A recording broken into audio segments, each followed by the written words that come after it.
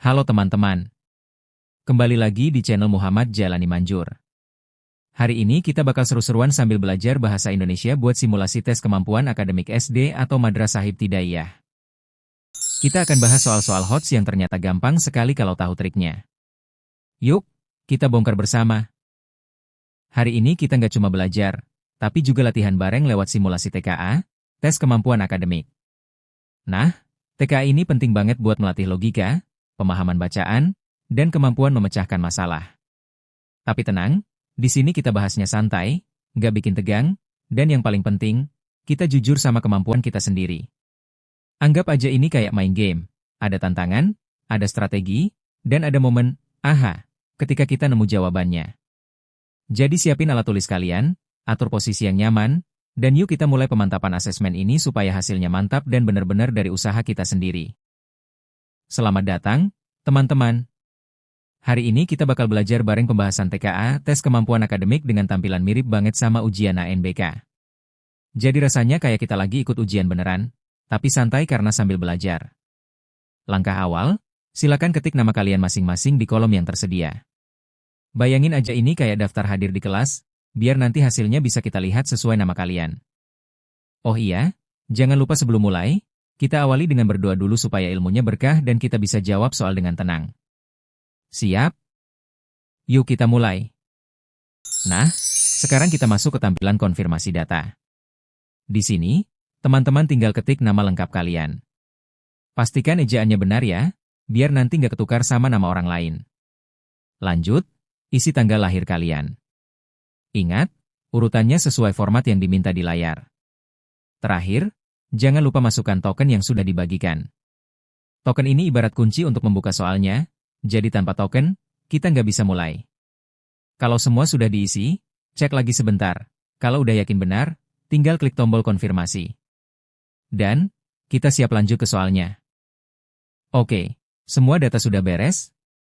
Nama sudah, tanggal lahir sudah, token juga sudah masuk. Mantap! Sekarang, yuk kita mulai. Teman-teman tinggal klik tombol, mulai, di layar, dan kita akan langsung masuk ke soal pertama. Ingat, kerjakan dengan tenang, baca soalnya pelan-pelan, dan nikmati proses belajarnya. Yuk, kita mulai petualangan TKA kita hari ini. Oke teman-teman, sekarang kita baca dulu ceritanya. Judulnya, Danau untuk Semua. Di hutan ada sebuah danau tempat semua binatang minum. Suatu pagi, air danau menjadi kotor karena Rino si badak berendam di dalamnya. Binatang-binatang lain jadi tidak bisa minum. Namun, mereka takut menegur Rino karena badannya besar dan bercula. Mereka diam 1000 bahasa. Rino malah merasa bangga karena jadi pusat perhatian. Esoknya, Rino masih berendam. Binatang-binatang makin kehausan. Aduh, bagaimana ini? Ujar Bani si kelinci. Hewan lain juga mulai gelisah. Binatang-binatang hutan pun berkumpul dan bermusyawarah. Hari si harimau mengusulkan agar meminta bantuan Ucil si kancil. Setuju, semua binatang berteriak antusias. Ucil menemui Rino. Selamat siang. Maaf mengganggu Tuan. Ada kabar penting, kata Ucil dengan lembut. Rino segera bangun. Ia merasa tersanjung dengan ucapan Ucil. Kabar penting? Cepat bicara, kata Rino. Hamba kasihan kepada Tuan. Badan besar berendam di danau kecil. Tidak pantas, Tuan. Oh ya, ada makhluk yang menutup jalan air supaya tidak mengalir. Sayang, makhluk itu tidak kelihatan oleh mata kita, dia makhluk gaib, lanjut Ucil. Rino mengerutkan dahinya. Percayalah, Tuan, bujuk Ucil. Rino segera berjalan menuju pohon nangka. Ia pun mengawasi pohon itu selama setengah hari. Sementara itu, binatang yang lain bergantian datang untuk minum air danau. Rino selesai mengawasi pohon nangka. Ia kembali menuju danau. Sementara, binatang lainnya sudah meninggalkan danau. Mereka sudah tidak haus lagi. Setelah mendengar nasihat Ucil, Rino tersadar bahwa sikap sombongnya selama ini telah membuat banyak binatang merasa tidak nyaman. Ia mulai menyadari pentingnya saling menghargai dan peduli terhadap sesama. Sejak hari itu, Rino berusaha bersikap ramah, membantu teman-temannya, dan lebih perhatian pada binatang lain di hutan. Oke, kita masuk ke soal nomor 1. Pertanyaannya adalah, siapa yang memiliki usul untuk meminta bantuan hewan yang cerdik? Pilihannya ada 4. A. Bani, B. Ucil, C. Rino, D. Hari. Nah, dari cerita danau untuk semua yang tadi kita baca, siapa nih yang ngasih ide buat minta bantuan hewan cerdik? Kalau kamu ingat, Rino itu badai yang malah bikin air danau kotor, jadi jelas bukan dia. Bani dan Ucil juga nggak disebut ngasih usul. Yang benar adalah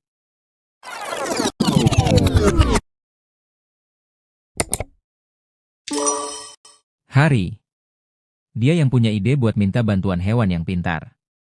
Jadi jawabannya adalah D. Hari. Selanjutnya kita masuk ke soal nomor 2. Pertanyaannya adalah, mereka diam 1000 bahasa. Nah, apa sih arti ungkapan, diam 1000 bahasa, pada teks fabel tersebut? Ada 4 pilihan jawaban. A. Para binatang di hutan tidak mampu melakukan sesuatu. B. Semua binatang di hutan menahan untuk tidak berkomentar. C. Penghuni hutan tidak mau mendengarkan pendapat orang lain. D. Binatang-binatang di hutan tidak mengetahui masalah yang terjadi. Kalau kita lihat di cerita, para binatang sebenarnya tahu masalahnya, yaitu danau menjadi kotor karena Rino berendam. Tapi mereka nggak berani menegur, hanya diam saja. Jadi, diam 1000 bahasa, di sini artinya menahan diri untuk tidak berkomentar. Jadi, jawaban yang tepat adalah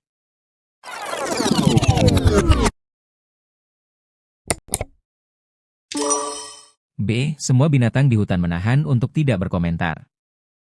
Soal nomor 3.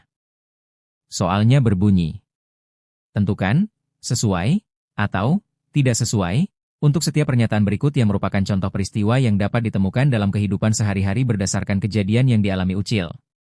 Ada 3 pernyataan. A. Tita memberi ide cemerlang yang dapat dilakukan oleh teman-teman di kelas. B. Jani menghargai kepercayaan yang diberikan teman-teman sekelas kepada dirinya.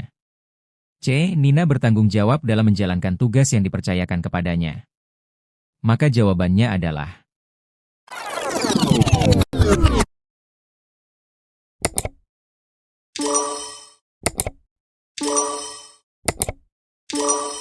pernyataan A. Tidak sesuai. Pernyataan B. Sesuai.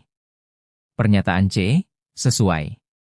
Dari teks fabel, kita tahu bahwa yang relevan dengan pengalaman Ucil adalah sikap menghargai kepercayaan dan bertanggung jawab terhadap tugas. Jadi, pernyataan B dan C termasuk sesuai, sedangkan pernyataan A tidak sesuai karena tidak ada kaitannya langsung dengan kejadian yang dialami Ucil. Baik, sekarang kita baca dulu teks ceritanya yang berjudul Hewan Pemakan Daun. Apa itu? Hewan bisa dibagi menjadi 3 kelompok berdasarkan makanan mereka. Karnivora, hewan pemakan daging. Contoh hewan karnivora adalah singa. Selanjutnya herbivora, yaitu hewan pemakan tumbuhan. Sapi adalah contoh hewan herbivora. Terakhir, hewan omnivora, yaitu hewan pemakan daging dan tumbuhan, seperti beruang. Dari kelompok herbivora, ada hewan yang hanya makan daun saja. Mereka disebut folivora. Hewan folivora hanya makan daun untuk hidup. Namun, daun itu susah untuk dicerna, apalagi kalau sudah tua. Kadang-kadang daun juga mengandung zat yang bisa berbahaya. Agar bisa mencerna daun, tubuh hewan folivora punya cara khusus. Mereka punya usus yang panjang agar makanan bisa diproses lebih lama. Tubuh hewan folivora bekerja lebih lambat, jadi tidak terlalu banyak bergerak. Di dalam perut hewan folivora juga ada bakteri baik yang membantu mencerna daun. Beberapa hewan folivora lebih suka daun muda karena lebih lembut dan mudah dimakan. Ada beberapa contoh hewan folivora yang hidup di alam. Misalnya, panda yang makan daun bambu. Ada juga koala yang makan daun eukaliptus. Mereka tinggal di hutan dan sangat bergantung pada daun untuk makan. Karena itu, hutan tempat mereka tinggal harus dijaga supaya mereka bisa terus hidup. Soal nomor 4. Pertanyaannya adalah, apa saja contoh hewan folivora berdasarkan informasi tersebut? Ingat, folivora adalah hewan yang hanya memakan daun sebagai sumber makanannya. Pilihlah jawaban yang benar, dan perhatikan bahwa jawaban benar bisa lebih dari 1. Opsi jawabannya: A. Sapi, B. Koala, C. Panda. Jadi jawabannya adalah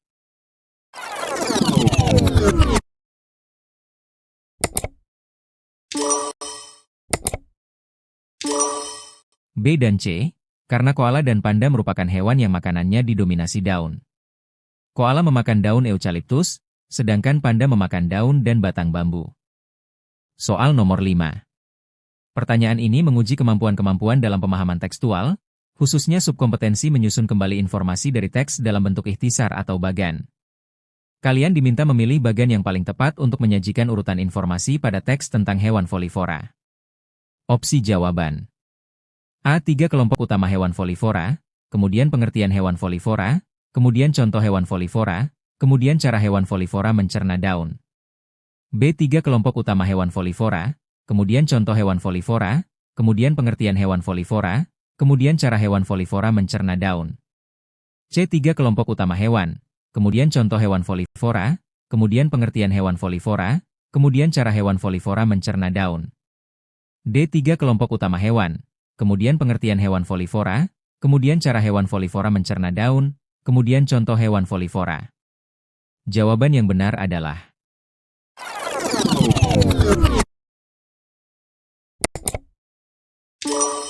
D. Karena teks dimulai dengan pembahasan 3 kelompok utama hewan secara umum, kemudian menjelaskan secara khusus pengertian hewan folivora, dilanjutkan penjelasan bagaimana cara mereka mencerna daun, dan diakhiri dengan memberikan contoh hewan folivora. Soal nomor 6. Apa gagasan utama yang disampaikan pada paragraf ketiga teks tersebut? Pilihan jawabannya adalah A. Jenis daun yang cocok untuk hewan folivora. B. Pembagian hewan berdasarkan makanan mereka. C. Cara khusus tubuh hewan folivora mencerna daun. D. Peranan penting hutan bagi kehidupan hewan folivora. Jawabannya adalah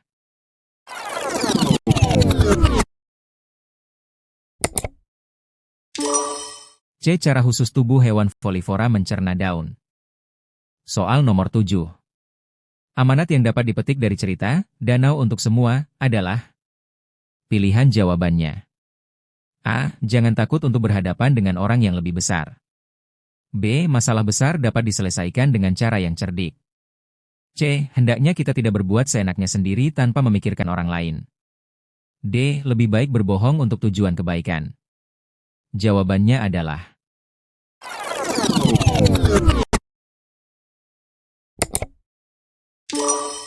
Jawabannya adalah C. Hendaknya kita tidak berbuat seenaknya sendiri tanpa memikirkan orang lain. Soal nomor 8. Berdasarkan cerita Danau untuk Semua, tentukan apakah pernyataan berikut sesuai atau tidak sesuai. Pernyataan A. Rino memiliki sifat sombong. Pernyataan B. Ucil memiliki sifat penakut. Pernyataan C. Rino mudah tersanjung. Pernyataan yang benar adalah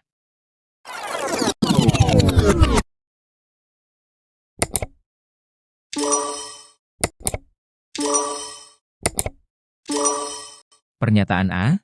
Sesuai, Rino memiliki sifat sombong. Pernyataan B.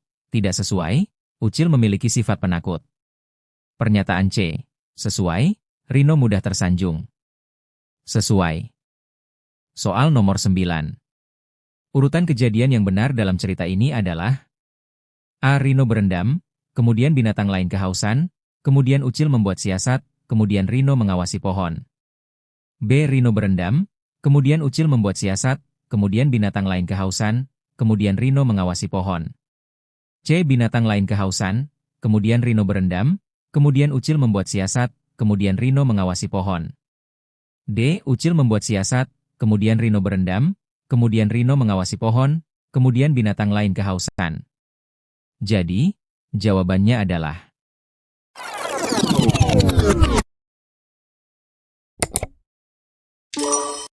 A. Rino berendam, kemudian binatang lain kehausan, kemudian Ucil membuat siasat, kemudian Rino mengawasi pohon. Soal nomor 10. Mengapa binatang-binatang hutan berkumpul dan bermusyawarah? A. Untuk memilih raja hutan yang baru.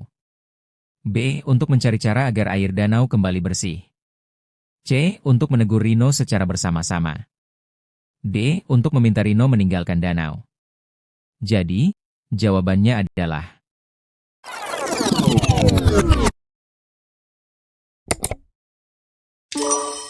B. Untuk mencari cara agar air danau kembali bersih. Soal nomor 11. Apa saja contoh hewan folivora berdasarkan informasi tersebut? Pilihlah jawaban yang benar. Jawaban benar lebih dari satu. Pilihannya adalah A. Sapi, B. Koala, C. Panda, D. Singa. Jadi, jawabannya adalah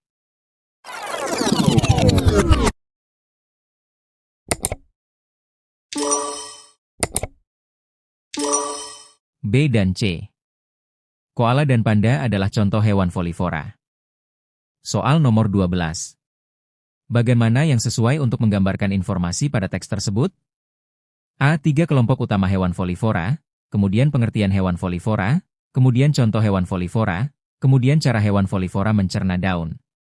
B. 3 kelompok utama hewan folivora, kemudian contoh hewan folivora, kemudian pengertian hewan folivora, kemudian cara hewan folivora mencerna daun. C. 3 kelompok utama hewan, kemudian contoh hewan folivora, kemudian pengertian hewan folivora, kemudian cara hewan folivora mencerna daun.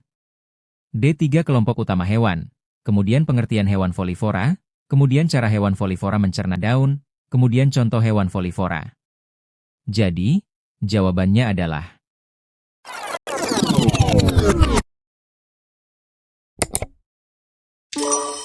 D. 3 kelompok utama hewan, kemudian pengertian hewan folivora, kemudian cara hewan folivora mencerna daun, kemudian contoh hewan folivora. Soal nomor 13. Apa gagasan utama yang disampaikan pada paragraf ketiga teks tersebut? A. Jenis daun yang cocok untuk hewan folivora. B. Pembagian hewan berdasarkan makanan mereka. C. Cara khusus tubuh hewan folivora mencerna daun. D. Peranan penting hutan bagi kehidupan hewan folivora. Jadi, jawabannya adalah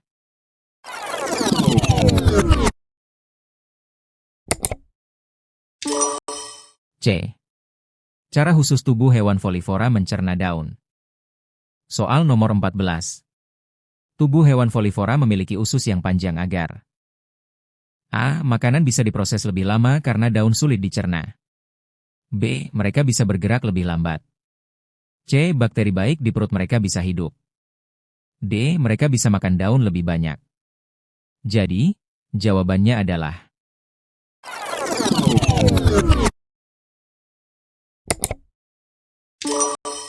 A. Makanan bisa diproses lebih lama karena daun sulit dicerna. Soal nomor 15. Apa tujuan penulis menulis teks hewan pemakan daun? Apa itu? A. Memberitahu pembaca cara merawat hewan folivora. B. Memberi informasi tentang pengelompokan hewan berdasarkan makanannya. C. Menceritakan pengalaman penulis saat bertemu hewan folivora. D. Mengajak pembaca untuk menjaga kelestarian hewan folivora. Jadi, jawabannya adalah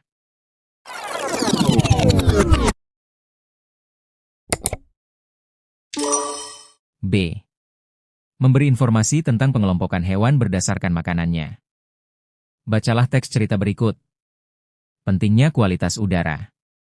Udara adalah sesuatu yang sangat penting bagi kita. Setiap hari, kita bernapas dengan udara. Udara yang kita hirup harus bersih. Sayangnya, udara bisa menjadi kotor atau tercemar. Udara kotor tidak baik untuk kesehatan. Pencemaran udara disebabkan oleh banyak hal. Asap dari pabrik dan kendaraan bermotor adalah penyebab utama. Selain itu, pembakaran sampah dan hutan juga membuat udara kotor.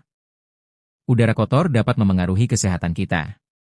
Kita bisa batuk, sesak napas, atau sakit tenggorokan. Udara kotor juga bisa menyebabkan masalah kesehatan yang lebih serius. Untuk menjaga udara tetap bersih, kita bisa melakukan beberapa hal. Menanam pohon adalah salah satu caranya. Pohon membantu membersihkan udara kotor. Kita juga bisa mengurangi penggunaan kendaraan bermotor dengan naik sepeda atau berjalan kaki. Selain itu, kita harus membuang sampah pada tempatnya dan tidak membakar sampah sembarangan. Lanjut, soal nomor 16. Apa penyebab utama pencemaran udara menurut teks? A. Pembakaran sampah dan hutan. B. Penanaman pohon di perkotaan. C. Asap dari pabrik dan kendaraan bermotor. D. Penggunaan sepeda dan berjalan kaki. Jadi, jawabannya adalah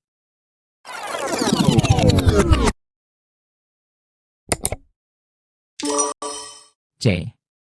Asap dari pabrik dan kendaraan bermotor. Soal nomor 17. Apa manfaat menanam pohon bagi kualitas udara? A. Menghasilkan asap kotor. B. Membantu membersihkan udara kotor. C. Menyebabkan masalah pernapasan. D. Mengurangi jumlah kendaraan bermotor. Jadi, jawabannya adalah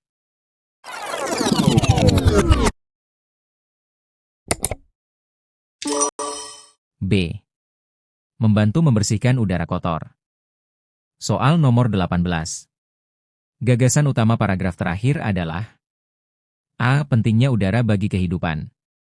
B. Penyebab pencemaran udara. C. Cara-cara menjaga kebersihan udara.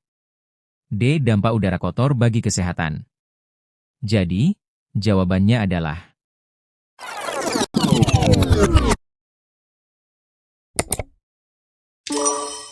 C. Cara-cara menjaga kebersihan udara. Soal nomor 19 mengajak kamu untuk memahami isi teks dan menentukan apakah suatu pernyataan termasuk dampak dari udara kotor atau tidak. Dalam teks, dijelaskan beberapa akibat yang bisa timbul jika udara tercemar. Nah, pada soal ini ada 3 pernyataan yang harus kamu cermati. Pernyataan A berbunyi, batuk dan sesak napas. Pernyataan B adalah, tumbuhan layu. Pernyataan C berbunyi, sakit tenggorokan. Jadi, jawabannya adalah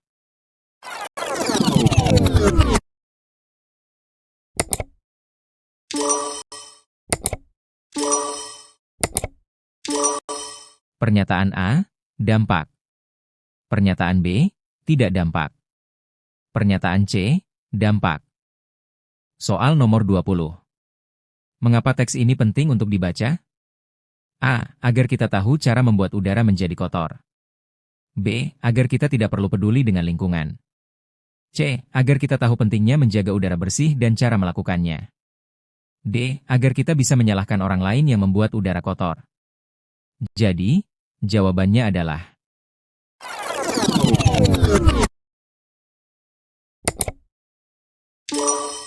C. Agar kita tahu pentingnya menjaga udara bersih dan cara melakukannya. Bacalah teks cerita berikut. Belajar mandiri. Andi adalah anak yang rajin. Setiap pulang sekolah, ia tidak langsung bermain. Ia selalu menyelesaikan PR dan mengulang pelajaran. Jika ada yang tidak mengerti, ia akan bertanya kepada kakaknya. Suatu hari, ibu bertanya, "Andi, mengapa kamu selalu belajar setiap pulang sekolah?" Andi menjawab, "Aku ingin menjadi anak yang pintar, Bu. Aku juga ingin mandiri dan tidak selalu bergantung pada orang lain." Ibu tersenyum bangga. "Hebat sekali kamu, Nak. Lanjutkan kebiasaan baikmu ini. Ibu akan selalu mendukungmu," kata ibu. Karena kebiasaan belajarnya, nilai-nilai Andi di sekolah selalu bagus. Ia juga sering membantu teman-temannya yang kesulitan belajar. Teman-teman Andi sangat menyukai sikapnya yang mau berbagi ilmu. Lanjut soal nomor 21. Apa yang selalu dilakukan Andi setiap pulang sekolah? A. Bermain bersama teman-teman. B. Menyelesaikan PR dan mengulang pelajaran. C. Bertanya kepada ibunya. D. Membantu teman-teman. Jadi, jawabannya adalah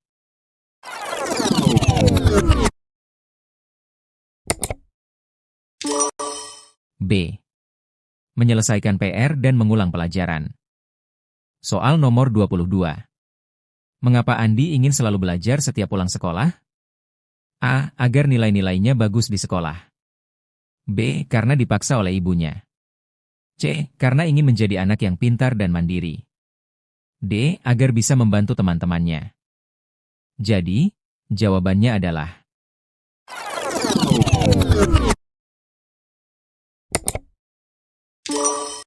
C. Karena ingin menjadi anak yang pintar dan mandiri. Soal nomor 23. Sikap Andi yang selalu mau berbagi ilmu dengan teman-temannya merupakan contoh sikap yang A. Tidak baik dan tidak perlu ditiru. B. Buruk, karena membuat teman menjadi malas. C. Baik dan patut untuk dicontoh. D. Biasa saja dan tidak memberikan manfaat. Jadi, jawabannya adalah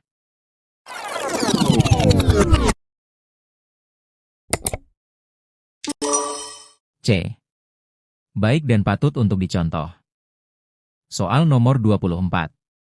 Bagaimana perasaan Ibu Andi setelah mendengar alasan Andi belajar? A. Kecewa.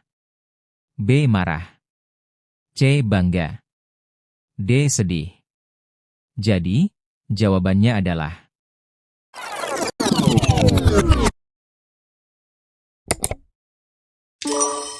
C. Bangga. Soal nomor 25. Akibat dari kebiasaan belajar Andi adalah A. Nilai-nilainya menjadi jelek. B. Ia dijauhi oleh teman-temannya. C. Nilai-nilainya di sekolah selalu bagus. D. Ibunya menjadi tidak suka. Jawabannya adalah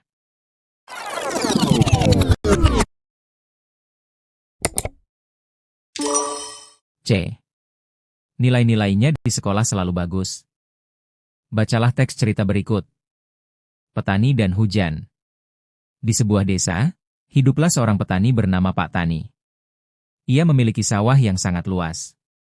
Namun, sudah lama sekali tidak turun hujan. Sawahnya menjadi kering dan tanamannya layu. Pak Tani merasa sangat sedih. Pada suatu malam, Pak Tani berdoa, "Ya Tuhan, turunkanlah hujan agar sawahku kembali subur. Berikanlah kami air agar kami bisa panen." Keesokan harinya, Pak Tani mulai membersihkan parit dan memperbaiki saluran air di sawahnya. Ia juga menimbun tanah yang retak. Ia bekerja keras meskipun tidak ada tanda-tanda hujan akan turun.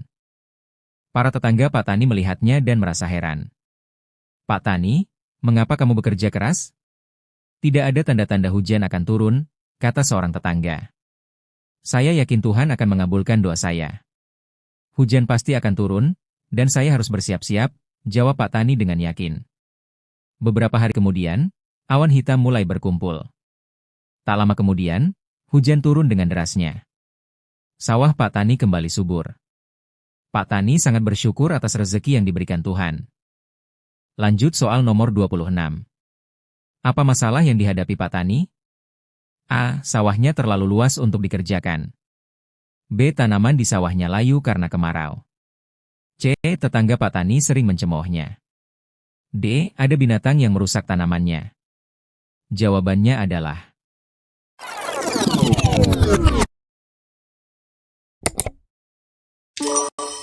B.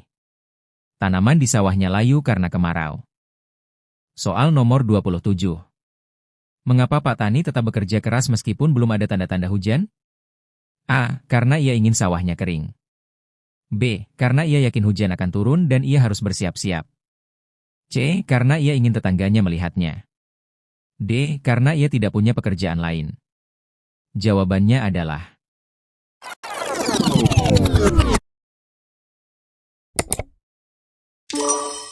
B. Karena ia yakin hujan akan turun dan ia harus bersiap-siap. Soal nomor 28. Sikap Pak Tani yang patut kita contoh adalah A. Bersikap malas meskipun sudah berdoa. B. Mudah putus asa jika menghadapi masalah. C. Tidak mau bekerja sama dengan tetangga. D. Pantang menyerah dan yakin akan hasil kerja kerasnya. Jawabannya adalah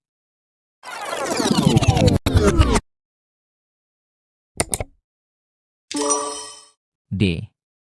Pantang menyerah dan yakin akan hasil kerja kerasnya. Soal nomor 29. Apa saja yang dilakukan Pak Tani untuk mempersiapkan sawahnya saat ia yakin akan hujan? Jawaban benar lebih dari satu. Pilihannya adalah A. Membersihkan parit. B. Menimbun tanah yang retak. C. Mengolah tanah. D. Memperbaiki saluran air. Jawabannya adalah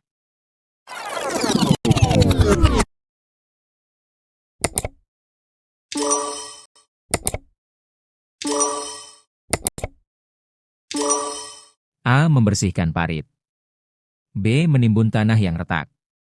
Dan D. Memperbaiki saluran air.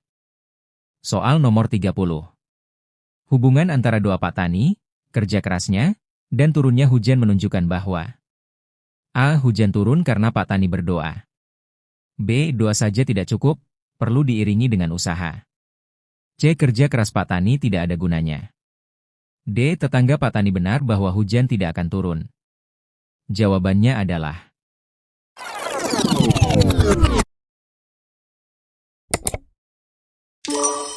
B. Doa saja tidak cukup, perlu diiringi dengan usaha. Sebelumnya, bacalah teks cerita berikut. Sampah plastik, bahaya untuk lingkungan. Sampah plastik adalah masalah besar bagi lingkungan. Plastik butuh waktu ratusan tahun untuk terurai. Ini artinya, sampah plastik yang kita buang hari ini akan tetap ada sampai anak cucu kita dewasa. Sampah plastik sering berakhir di laut. Hewan-hewan laut seperti penyu dan ikan mengira plastik adalah makanan. Mereka memakan plastik dan akhirnya bisa sakit atau mati. Banyak burung juga memakan plastik yang mereka temukan. Selain itu, plastik juga bisa menyumbat saluran air. Akibatnya, saat hujan, air tidak bisa mengalir dan menyebabkan banjir. Banjir dapat merusak rumah dan kebun. Untuk mengurangi sampah plastik, kita bisa mulai dari diri sendiri. Bawalah tas belanja sendiri saat ke pasar. Kurangi penggunaan sedotan plastik. Pilihlah botol minum yang bisa dipakai berulang-ulang. Mari kita jaga lingkungan kita agar tetap bersih dan sehat. Berikutnya, soal nomor 31. Apa saja cara yang dapat kita lakukan untuk mengurangi sampah plastik? Jawaban benar lebih dari satu. Pilihannya adalah A. Membawa tas belanja sendiri. B. Membuang sampah plastik ke laut. C. Menggunakan botol minum berulang. D. Menggunakan sedotan plastik setiap hari. Jadi, jawabannya adalah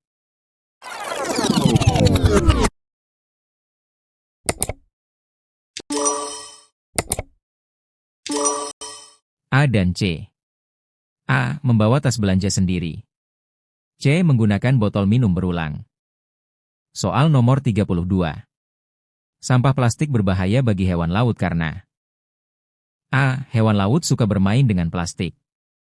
B. Hewan laut mengira plastik adalah makanan. C. Plastik membuat air laut menjadi jernih. D. Plastik bisa menjadi tempat tinggal hewan laut. Jawabannya adalah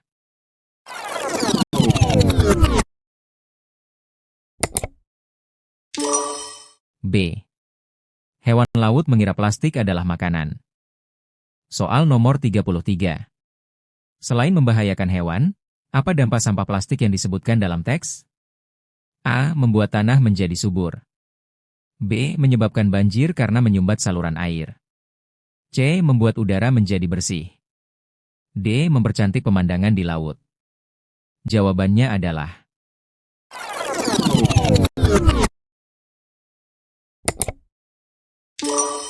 B. Menyebabkan banjir karena menyumbat saluran air. Soal nomor 34. Setelah membaca teks tersebut, emosi apa yang mungkin dirasakan oleh pembaca? A. Senang. B. Kagum. C. Prihatin. D. Santai. Jawabannya adalah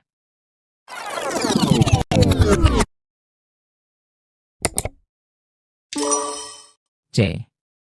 Prihatin. Soal nomor 35. Soal ini meminta kamu untuk menentukan apakah suatu tindakan sesuai atau tidak sesuai dengan isi teks. Perhatikan 3 pernyataan berikut. Pernyataan A, membawa tas kain saat berbelanja. Pernyataan B, membuang botol plastik di tempat sampah khusus daur ulang. Pernyataan C, menggunakan sedotan plastik setiap hari. Jadi, jawabannya adalah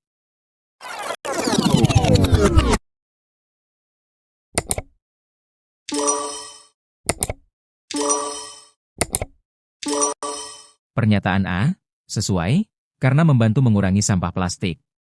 Pernyataan B, sesuai, karena mendukung pengelolaan sampah yang benar. Pernyataan C, tidak sesuai, karena meningkatkan jumlah sampah plastik. Terima kasih telah berpartisipasi dalam tes ini. Silahkan tekan tombol merah yaitu subscribe, tekan loncengnya, dan share sebanyak-banyaknya sehingga video ini berguna bagi orang banyak. Bila ingin lihat soal yang lainnya silahkan kunjungi di bagian playlist Muhammad Jailani Manjur. Terima kasih sudah menyimak hingga akhir dan sampai jumpa lagi. Wassalam.